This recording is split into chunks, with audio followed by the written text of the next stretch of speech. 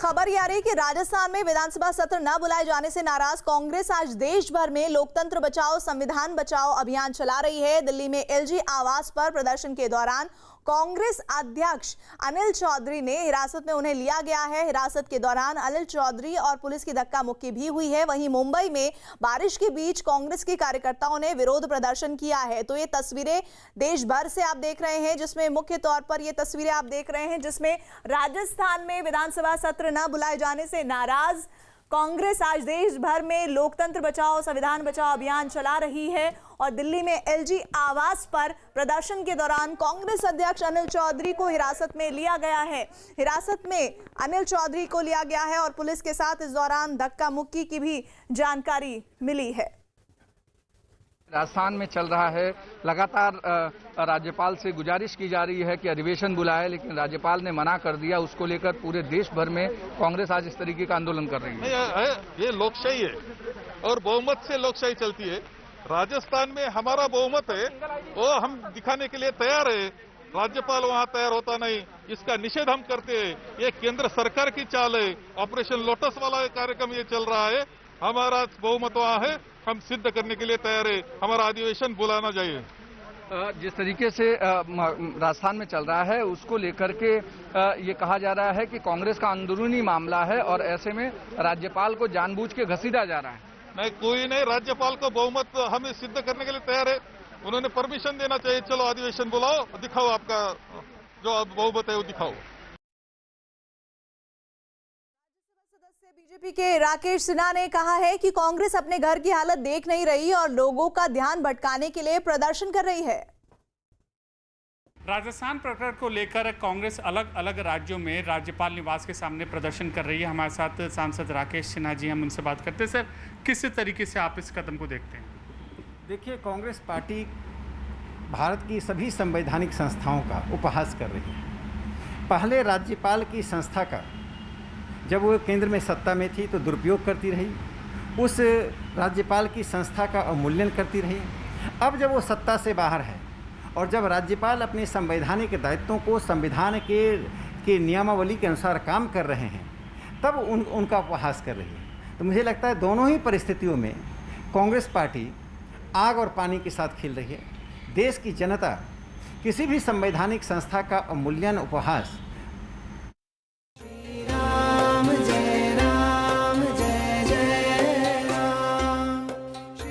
5 अगस्त के लिए पूरी अयोध्या श्री राम के रंग में रंग चुकी है। राम मंदिर के शिलान्यास और भूमि पूजन के लिए देश भर से लाखों लोग राम की नगरी में होंगे, लिहाजा उनके स्वागत की जमकर तैयारियां हो रही हैं। राम मंदिर को भव्य रूप देने के लिए सारे जतन किए जा रहे हैं, लेकिन 5 अगस्त को सबकी निगाह होगी गर्भगृह में रखे अपने रामलला पर। रामलला की प्रतिमा को सजाने के लिए बड़े पैमाने पर तैयारियां की जा रही हैं। दिन के हिसाब के अलग अलग रंग के वस्त्र तैयार किए जा रहे हैं।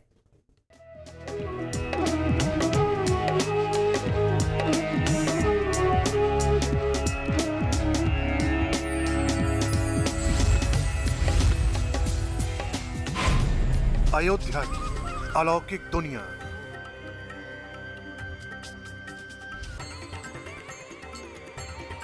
श्री राम का अद्भुत दरबार,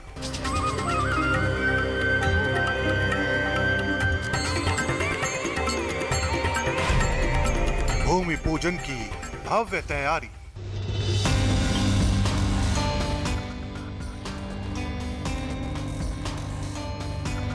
हर तरफ राम नाम की गूंज।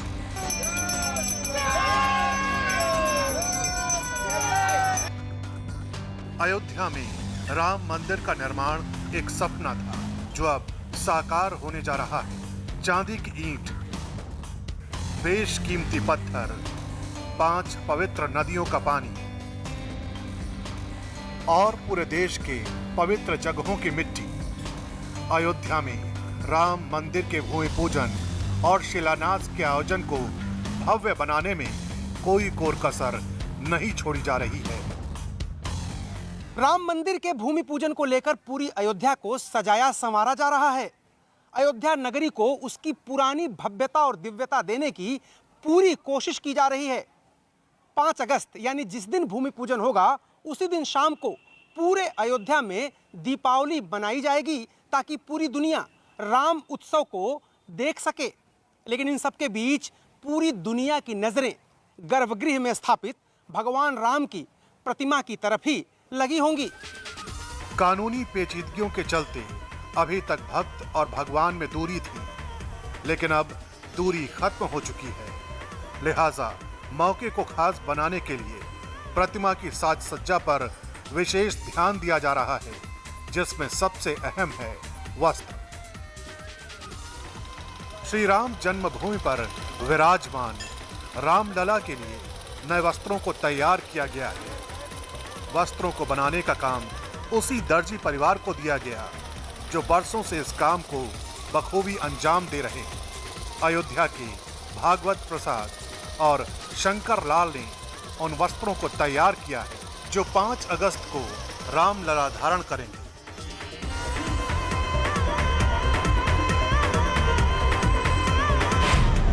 रामलला के लिए कई जोड़े कपड़े तैयार किए गए हैं। दिनों के हिसाब से कई रंग के वस्त्र सिले गए हैं। मखमल के कपड़े से वस्त्र तैयार किए गए हैं। रामलला के वस्त्रों पर नवरत्नों की सजावट है। वस्त्र के साथ आसन पर बिछाने के लिए चुनरी भी है। मूर्ति के पीछे एक भव्य पर्दा भी लगाया जाएगा। 5 अगस्त को बुधवार है और उस दिन के लिए हरे रंग का कपड़ा तैयार किया गया है। भूमि पूजन से पहले इस वस्त्र को रामलला को पहनाया जाएगा। ये 5 अगस्त को भूमि पूजन है और भारत के प्रधानमंत्री के द्वारा है, तो उस दिन विशिष्ट पोशाक नवरत्नों से अलंकृत कामदार पोशाक तैयार की जा रही है। पहले रामलला को सरकार की तरफ से 7 कपड़े मिलते थे, लेकिन वक्त नाकाफी था। अब प्रतिमा को सजाने के लिए कोई कमी नहीं है। अब राम दरबार में जितने भी वस्त्रों का इस्तेमाल होगा वो सब राम मंदिर ट्रस्ट उपलब्ध कराएगा। भागवत प्रसाद का परिवार 4 पीढ़ियों से इस काम को अंजाम दे रहा है और इस बार तो उत्साह पहले से भी ज्यादा है। ये खुशी और हर्ष के साथ उल्लास है। और जान लीजिए कि हमारे रामलला इतने दिन से कैसे थे, कैसे ठाठ में थे, अब वो बेचारे ठाठ में आ रहे, तो इससे ज्यादा खुशी क्या हम हिंदुओं की है। लेकिन ये भव्यता से ज्यादा आस्था से जुड़ा मामला है और राम मंदिर के शिलान्यास के मौके को लेकर लोगों में गहरी आस्था है। लिहाजा इस मौके को हर तरह से भव्य बनाया जा रहा है ताकि किसी तरह की कसक दिल में न रहे। पत्थर का भगवान से गहरा नाता रहा है। देवी अहिल्या के उद्धार से लेकर राम सेतु के निर्माण तक पत्थरों का जिक्र रामायण में जगह जगह पाया जाता है। यही वजह है कि राम मंदिर के निर्माण में लगने वाले पत्थरों पर खास ध्यान दिया जा रहा है। तराशे जा चुके पत्थर जो अब पुराने पड़ चुके हैं, न सिर्फ उनको चमकाया जा रहा है बल्कि पत्थर की तराशी का काम भी तेज कर दिया गया है। राम मंदिर के निर्माण में इस्तेमाल होने वाले पत्थरों को अयोध्या में तराशा गया है। राम की इसी नगरी में पत्थरों पर पिछले 30 सालों से काम चल रहा है। लिहाजा नक्काशी किए जा चुके कई पत्थर गंदे हो गए थे। शिलान्यास की तारीख तय होते ही पुराने पत्थरों को भी चमका दिया गया। राम मंदिर के लिए पत्थर राजस्थान से मंगाए गए। पत्थरों की कटाई का काम अयोध्या में हुआ। पत्थरों की घिसाई और नक्काशी का काम अयोध्या में ही किया गया। मंदिर में कहीं भी लोहा और स्टील का इस्तेमाल नहीं होगा। पत्थरों के साथ सोना, चांदी और तांबे का इस्तेमाल किया जाएगा। सोना चांदी से गर्भगृह के चौखट तैयार किए जाएंगे। लोहा वोहा तो नहीं लगेगा, सीमेंट लगेगा, तांबा की पाँव में लगेगी, तांबा लगेगा, हमारी सीमेंट लगेगा, यही सब लगेगा। आस्था किसी भव्यता की मोहताज नहीं होती, लेकिन राम मंदिर बनते हुए देखने का सपना बरसों पुराना है। अब सबका सपना साकार होने वाला है, लेकिन इस मौके को भव्य तौर पर अंजाम दिया जा रहा है। 5 अगस्त की तारीख अयोध्या ही नहीं पूरे देश के लिए एक ऐसा उत्सव है जिसका इंतजार राम भक्तों को न जाने कितने वर्षों से था। अयोध्या को त्रेता युग के उस रंग में रंगने की कोशिश की जा रही है जिसकी अक्सर हम कल्पना करते हैं। आइए आपको दिखाते हैं कि अयोध्या में भूमि पूजन की तारीख को यादगार बनाने के लिए क्या-क्या तैयारियां हो रही हैं। 5 अगस्त को प्रधानमंत्री नरेंद्र मोदी अयोध्या में राम मंदिर का भूमि पूजन करेंगे, लेकिन अयोध्या को त्रेता युग वाली अयोध्या जैसा दिखाने की पूरी कोशिश की जा रही है। इस वक्त मैं अयोध्या के प्रवेश द्वार पर खड़ा हूं और आप देखिए सतरंगी बनाया गया है ये गेट और कई पिलर हैं जिन पर भगवान श्री राम, उनके भक्त हनुमान, मां सीता और चारों भाइयों के जीवन चरित्र का यहां पर विवरण दिया गया है। साथ ही साथ ऐसे कलर लगाए गए हैं कि दूर से ही आपकी नजर आकर्षित हो जाएगी इस गेट पर और उसके साथ ही साथ भगवान श्री राम और उनके जीवन में जितने भी लोग आए हैं उन सब का विवरण यहाँ पर आपको देखने को मिलेगा। चटख रंगों का इस्तेमाल किया गया है। यहाँ पर हमारे साथ शिव नारायण जी हैं जो लगातार यहाँ पर साफ सफाई और रंग रोगन के बाद अब मूर्तियाँ बना रहे थे, अब यहाँ पर चित्र बना रहे हैं। आप ये बताइए कि ये जो चित्र आप बना रहे हैं, भगवान श्री राम और सीता जी दिखाई दे रही हैं, क्या मकसद है और क्या आप लोगों को निर्देश दिए गए, कैसे सजाना इस भव्य द्वार को?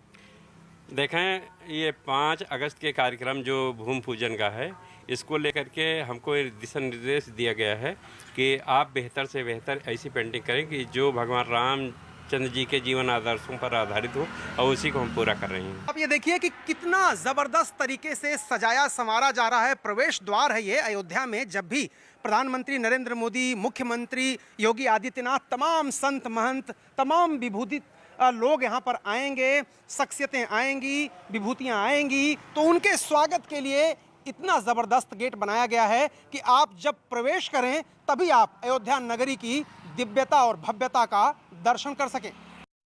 राम मंदिर के आंदोलन में शामिल रहे लोगों के लिए 5 अगस्त की तारीख किसी उत्सव से कम नहीं, क्योंकि सपनों की अयोध्या अब सजने लगी है। कोरोना काल के प्रोटोकॉल के बीच लोग 5 अगस्त की तारीख का इंतजार कर रहे हैं, जब पीएम नरेंद्र मोदी के हाथों भव्य राम मंदिर की बुनियाद रखी जाएगी। दावा किया जा रहा है कि राम मंदिर के भूमि पूजन के बाद ही महज 3 साल के भीतर ही मंदिर निर्माण के काम को पूरा किया जाएगा। आइए आपको बताते हैं कि 3 साल में मंदिर बनाने का ब्लूप्रिंट क्या है।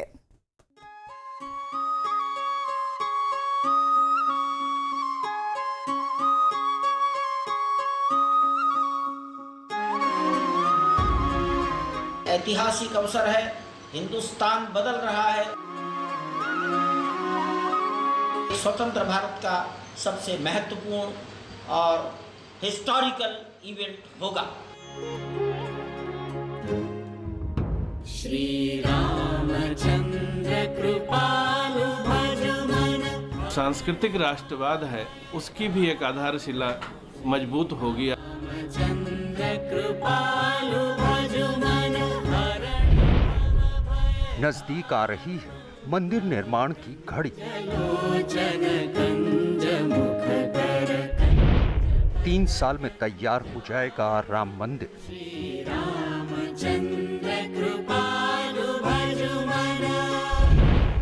1100 दिन में साकार होगा 500 साल पुराना सपना।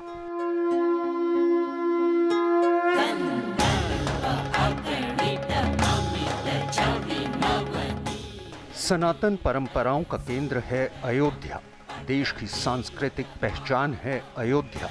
एक ऐसी पवित्र नगरी है अयोध्या जिसे हर कोई त्रेता युग के उसी रूप में देखना चाहता है जब प्रभु श्री राम यहाँ अवतरित हुए थे। मंदिर निर्माण की तारीख को लेकर कई वर्षों का संघर्ष भले ही खत्म हो चुका है, लेकिन उस संघर्ष के बीच प्रभु श्री राम के प्रति आस्था को ऐसे ही समझा जा सकता है कि इंतजार की एक लंबी घड़ी में उस कार्यशाला में काम कभी नहीं थमा जहां अब से करीब 30 साल पहले राम मंदिर निर्माण को लेकर ईंटें लाने का सिलसिला शुरू हुआ था। 1990 में मंदिर आंदोलन से लेकर अब तक लगभग 30 साल का वक्त गुजर चुका है, लेकिन यकीन मानिए कि इन 30 सालों में मंदिर निर्माण से जुड़ा कोई काम पूरी तरह ठप कभी नहीं हुआ। यही नहीं, मंदिर निर्माण की पहली तारीख आने से पहले ही प्रथम तल का काम लगभग खत्म हो चुका था। अब एक बार फिर कार्यशाला में न सिर्फ पत्थरों की तराशी का काम तेज हो चला है, बल्कि पुराने पत्थरों की साफ सफाई ने भी जोर पकड़ लिया है। बीते 500 साल में कई पीढ़ियां गुजर गई जो राम मंदिर के निर्माण की तारीख को जीते जी देखना चाहती थी, लेकिन अदालत से लंबी लड़ाई के बाद जब 9 नवंबर 2019 को राम मंदिर के हक में फैसला आया, उसी के बाद से बस भूमि पूजन की तारीख का इंतजार किया जा रहा था।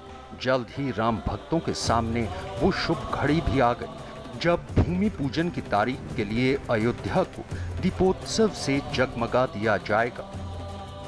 न जाने कितनी पीढ़ियों का बलिदान हो गया, हमारे जीवन में आया है ये अवसर, ये हमारे लिए भाग्य की बात है। ये शुभ घड़ी आने में बेशक बड़ा लंबा दौर गुजरा हो, लेकिन राम के प्रति असीम आस्था रखने वाले उनके भक्तों के लिए सबसे अहम बात यही है कि अब राम मंदिर पहले से कहीं ज्यादा विहंगम होगा, पहले से कहीं ज्यादा अद्भुत होगा। ये दुनिया का पहला ऐसा मंदिर होगा जो 3 मंजिला होने के साथ 5 गुंबद वाला होगा। समूचे मंदिर का आकार 3.75 लाख घन मीटर रखा गया है। मंदिर में कुल 318 खंबे होंगे, यानी हर एक तल पर 106 खंबे। खंबों को खूबसूरत बनाने के लिए हर खंबे पर 16 मूर्तियों को उकेरा जाएगा। इसके अलावा मंदिर के 5 हिस्से होंगे, जिनमें कौली, रंग मंडप, नृत्य मंडप, गर्भगृह और सिंह द्वार शामिल होंगे। साथ ही इस मंदिर की शिखर की ऊंचाई अब 161 फीट कर दी गई है। इतना ही नहीं, मंदिर में स्टील का इस्तेमाल नहीं किया जाएगा। मंदिर के नक्शे से जुड़ा ये तमाम काम गुजरात का वही सोमपुरा परिवार देख रहा है, जिसके कंधे पर 1990 के दशक में इसके निर्माण की जिम्मेदारी सौंपी गई थी। देश के कई बड़े मंदिरों का नक्शा तैयार कर चुके चंद्रकांत सोमपुरा के कंधे पर ही राम मंदिर के निर्माण की जिम्मेदारी भी दी गई थी। राम मंदिर आंदोलन के बड़े चेहरे अशोक सिंघल के साथ चंद्रकांत सोमपुरा ने 1990 में ही अयोध्या का दौरा किया था। ये वही दौर था जब अयोध्या विवाद गहराने लगा था और अयोध्या किसी छावनी में तब्दील हो गई थी। मंदिर निर्माण के प्रति विश्वास की लकीर इतनी गहरी थी कि उसी वक्त से यहाँ की कार्यशाला में पत्थर तराशी को जारी रखा गया। ऐसा कोई दिन नहीं था जब कार्यशाला के कंधों पर मंदिर निर्माण से जुड़ा कोई काम नहीं था। यही वजह है कि मंदिर के पहले तल का काम लगभग पूरा हो चुका है। दावा किया जा रहा है कि अभी 1 लाख घन फुट पत्थर बनकर तैयार हो चुका है, जबकि कुल 1,75,000 घन फुट पत्थर का मंदिर में इस्तेमाल किया जाना है। यही वजह है कि करीब 1100 दिन में मंदिर बनकर पूरा हो जाएगा। राम मंदिर के निर्माण को लेकर करोड़ों लोगों की आस्था और उत्सुकता इसलिए भी बहुत ज्यादा है क्योंकि एक लंबे अरसे के बाद वो मौका आ रहा है जिसके इंतजार में न जाने कितनी पीढ़ियों ने अपनी जान गंवा दी। लगभग 500 साल बाद वो ऐतिहासिक क्षण आने वाला है जो राम भक्तों को त्रेता युग वाली अयोध्या की याद दिला रहा है। अयोध्या में ऐसा उत्सव सदियों बाद आया है। यही वजह है कि संत समाज में खुशी की लहर है। जेहि दिन राम जन्म सुति गावहि, तीरथ सकल तहां चली आवहि। असुर नाग सुर नर मुनि देवा, आय करहि रघुनायक सेवा। असुर नाग नर मुनि देवता सब आकर के इस कार्य में सहयोग करेंगे। मनुष्य के क्या बात है। घरों में, मंदिरों में, मठ मंदिरों में सब शाम को दीप जलाएंगे। सभी पूरे देश में, केवल अयोध्या ही नहीं पूरे देश में ऐसा माहौल होगा, वातावरण होगा। तो सबसे बड़ी खुशी यह है कि 500 वर्षों के बाद जो राम जन्मभूमि पर भव्य मंदिर का निर्माण होने जा रहा है, संत आह्लादित हैं कि अयोध्या का विकास, राम जन्मभूमि बने बिना चाहे कितना ही विकास किया जाता, सब अधूरा होता। फिलहाल अयोध्या प्रभु श्री राम के लिए फिर से सज रही है। लोग भी उसी अयोध्या को देखना चाहते हैं जिसके बारे में उन्होंने कहानियां सुनी थी।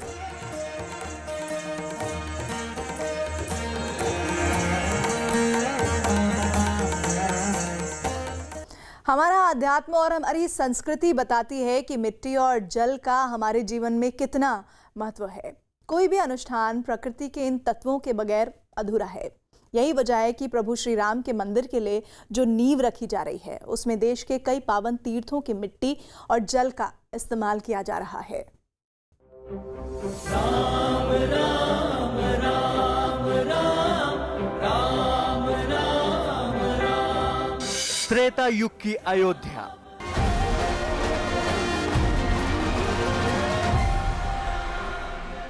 जहां कण कण में राम बसते हैं।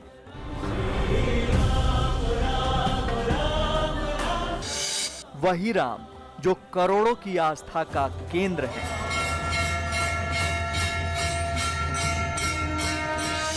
वही राम जो मर्यादा पुरुषोत्तम हैं।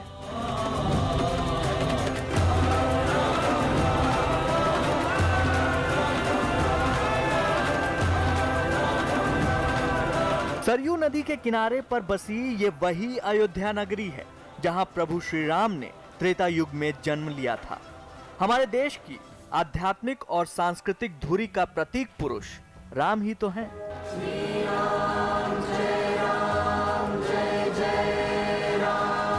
यही वजह है राम मंदिर के भूमि पूजन ने एक बार फिर राम भक्तों को खुशियों का खजाना दिया है।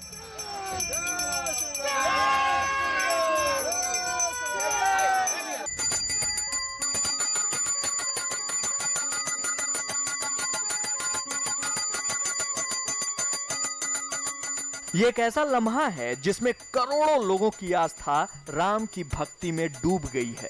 देश के अलग अलग इलाकों से भूमि पूजन के लिए जिस जल और मिट्टी की व्यवस्था की गई है वो बताती है कि अपने आराध्य के मंदिर निर्माण के लिए लोगों ने जिन सपनों को संजोया था उन्हें पूरा होने में कितना लंबा अरसा बीत गया। वाराणसी, शिव की नगरी काशी में भी भूमि पूजन की तारीख के बाद माहौल राममय हो चुका है। जिस वाराणसी की गंगा और रज में शिव का वास माना गया है, वही मिट्टी और वही गंगा जल भूमि पूजन के अनुष्ठान का हिस्सा बन गया है। भगवान राम के सबसे प्रिय भगवान शंकर थे और वो किसी भी काम को करने से पहले महादेव को याद करते थे। तो काशी की मिट्टी अगर मंदिर प्रांगण में भूमि पूजन में प्रयोग की जाती है तो भगवान राम इससे काफ़ी खुश होगी। भगवान राम के प्रिय आराध्य भगवान शिव थे और शिव के भी आराध्य भगवान राम हैं। शिवस्य हृदयम रामः, रामस्य हृदयम शिवः। दोनों एक दूसरे के पूरक हैं, दोनों एक दूसरे के आराध्य हैं। इस निमित्त गंगा सेवा निधि यहाँ की मिट्टी को, जिसमें कण कण में शिव का वास माना जाता है, इस काशी के मिट्टी को, गंगा के मिट्टी को अयोध्या तक पहुँचाने की कार्य कर रही है। पटना, अयोध्या में भूमि पूजन का बिहार से भी गहरा रिश्ता जुड़ गया है। यहाँ के 101 तीर्थ स्थलों, नदियों के जल और मिट्टी का इस्तेमाल भूमि पूजन में अर्पित हो रहा है। यही वजह है कि विश्व हिंदू परिषद के कार्यकर्ताओं में जबरदस्त उत्साह है। 500 वर्षों के लंबे संघर्ष के पश्चात संपूर्ण हिंदू समाज ने एक जो विजय प्राप्त किया है सुप्रीम कोर्ट के माध्यम से, उसका उत्साह मनाने का, उसका उमंग मनाने का भी समय आया है।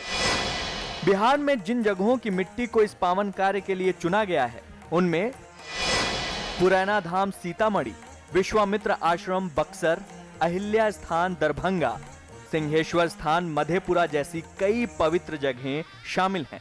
इतना ही नहीं, बिहार में बहने वाली कई नदियों का जल भी भूमि पूजन के लिए इकट्ठा किया गया है, जिनमें गंगा, कोसी, गंडक, बागमती, कमला और फल्गु जैसी नदियां शामिल हैं। इन नदियों के पानी के अलावा इनकी रेत भी भूमि पूजन में हिस्सेदार बन रही है। गंगा जल है, ये रानी घाट जहाँ विश्व हिंदू परिषद का कार्यालय है, वहाँ ये जल उठाया गया है और इसे भेजा जाएगा अयोध्या। 26 तारीख को तारीख तय की गई है कि तमाम जो वस्तु है, तमाम जो मिट्टी है, जो वस्तुएं होंगी, उसे बाई पोस्ट भेजा जाएगा अयोध्या। किसी भी अनुष्ठान में संगम के जल की भूमिका को बड़ा माना गया है। दो नदियों का एक होना उनकी आध्यात्मिक पवित्रता को और बढ़ा देता है। यही वजह है कि जमशेदपुर के सोनारी में मौजूद दो मुहानी नदी के पानी को भी भूमि पूजन के लिए चुना गया।